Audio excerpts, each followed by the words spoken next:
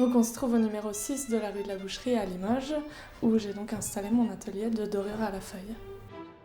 J'ai fait un CAP de dorure à la feuille, suite à des études plus théoriques d'histoire de l'art à la fac et à l'école du Louvre. J'ai toujours eu envie de travailler dans le domaine de l'artisanat, enfin de l'art de manière plus générale. Et c'est en faisant des études d'histoire de l'art et en faisant différents stages que donc m'est venue l'idée de faire de la restauration. Au départ, c'était de la restauration d'œuvres d'art de manière générale. Et ensuite, par le biais de différents stages, notamment dans un atelier de dorure en Italie, que m'est venue l'idée de me spécialiser dans la dorure à la feuille.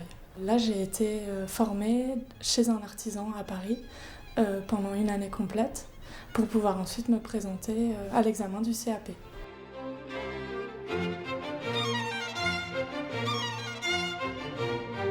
Je me suis installée rue de la Boucherie en janvier 2011, dans la mesure où j'avais des anciens maîtres de stage en Limousin qui me proposaient du travail.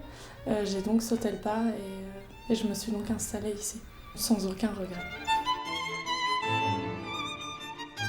Mes clients sont en premier lieu des particuliers qui ont donc soit par héritage familial, soit des choses qu'on achète en salle des ventes chez des antiquaires, etc. Des objets en mauvais état et donc qui ont besoin d'être restaurés. Ensuite, je travaille aussi pour des antiquaires et ensuite, je travaille aussi pour les églises et donc les municipalités.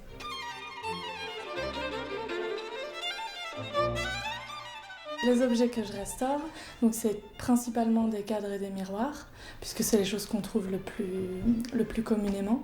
Ensuite, je restaure énormément de baromètres anciens en bois doré, ainsi que tout ce qui est en bois doré, donc aussi bien des candélabres que du mobilier, des sièges, des consoles, des tables. Tout le mobilier en bois doré. Lorsqu'on m'apporte un objet à restaurer, donc déjà je l'observe en premier lieu, je propose donc un devis au client en m'accordant avec eux sur le résultat qu'ils souhaitent obtenir. En fonction de l'état de l'objet que les clients m'apportent, donc la démarche peut être totalement différente. Donc si c'est un objet en bois sculpté dont il manque des parties, à ce moment-là, moi je ne suis pas capable de faire la sculpture, donc je l'envoie chez un sculpteur qui me resculpte les pièces manquantes, que je redore ensuite pour redonner à l'objet une lisibilité. En revanche, si c'est un objet dont les décors sont en stuc, ce qui est très fréquent sur les objets du 19e siècle, à ce moment-là, c'est moi qui les restaure en utilisant des moules en silicone et en reprenant donc le motif sur une partie saine de l'objet. Pour me faire connaître, je participe aussi à des salons, notamment des salons d'antiquaires dans la région, mais aussi des salons, notamment le Salon international du patrimoine au Carrousel du Louvre à Paris. Ça permet de se faire connaître. Ensuite, c'est un salon, on va dire, en quelque sorte de prestige, et qui est relativement connu puisqu'il y a très peu de salons consacrés uniquement à la restauration du patrimoine. Donc c'est quelque chose qui fait une bonne publicité.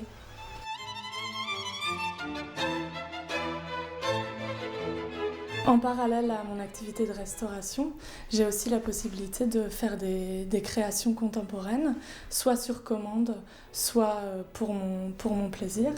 Il m'est arrivé qu'on me commande par exemple des miroirs contemporains que je peux à ce moment-là dorer éventuellement à la feuille d'argent ou à la feuille d'or. Et je fais aussi des créations de lampes, de boîtes et de tout objet en bois. En fait, ça peut être la dorure avec toutes les feuilles de métal possibles.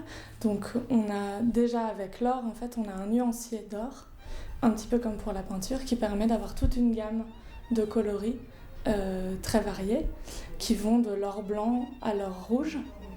Et on a ensuite la possibilité de faire bien sûr de la dorure à la feuille de cuivre, de la dorure à l'argent, au palladium et avec tous les métaux qu'il est possible de réduire en feuilles.